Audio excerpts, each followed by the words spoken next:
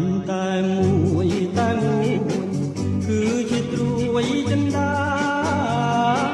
ជឿបងណាជាបងណាតែដូចតាក្រពុំពីលើនំក្លិនអើយក្រអូម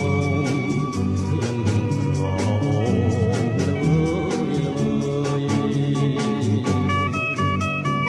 មតែនៅក្នុងដៃផ្លែជើងក្នុងផ្លែក្រមេស្នេហានៅក្នុងលោកកាតាមាននរណាស្នេហាដូចយើងស្នេហ៍យើងនេះរុងរឿងកាប់ភ្លឺផ្កាយផ្លែមកក៏ភ្លឺចាញ់ឡា